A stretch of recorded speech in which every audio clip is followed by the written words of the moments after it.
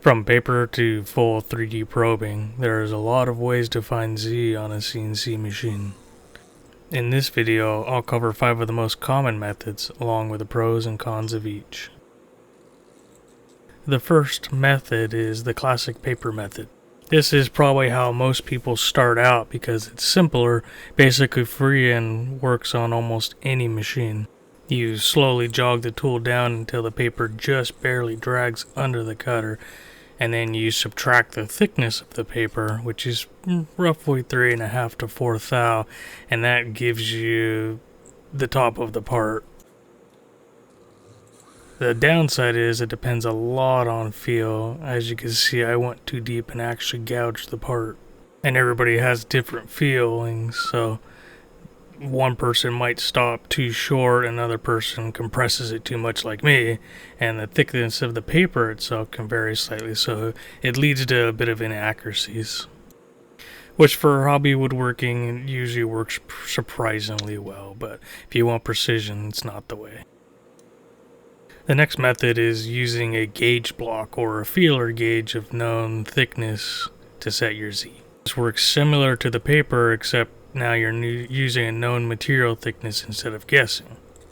What you're looking for is a little bit of drag on the gauge block, and once you feel that, you set your Z to 0. Now since we're using a 1-inch gauge block, that sets us 1 inch off the surface of the part, so then you would move the tool off of the part and manually drop the Z down the thickness of the gauge block you're using to find the exact top of your part. This is a lot more repeatable and accurate way, and very common in the machining world.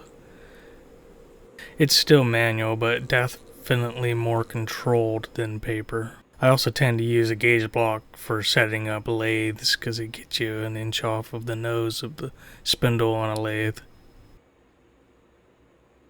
The third method for finding your Z height is using a dial style 0 setter like this one. These are pretty common on older CNC machines and manual tool change setups like I use in my day job. Since those machines don't have tool setters, I find I have to set up every tool height of every tool with this 0 setter. I use it all the time. The tool comes down and contacts the plunger until the dial reaches a known position, which sets the tool exactly 1 inch off the part. Then, the same as the gauge block, we will manually move the tool minus 1 inch off the part to find the exact top of our part. The fourth method is using a touch probe or touch plate. This is personally what I use the most in my shop right now. The machine lowers the tool until electrical contact is made with the touch probe block, then automatically calculates the offset. This is much faster than manually jogging tools down every time, and is especially useful when doing multiple setups or tool changes. It's really important to try to automate any processes, especially when you're getting into production like me. The final method is electronic 3D touch probes.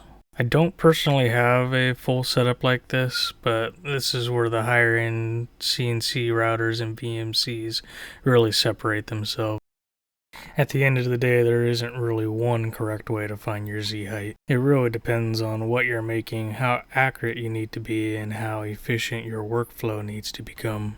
For hobby work, the paper method might be perfectly fine. But as you start making more parts, changing more tools, and chasing repeatability, better probing methods can save a massive amount of setup time.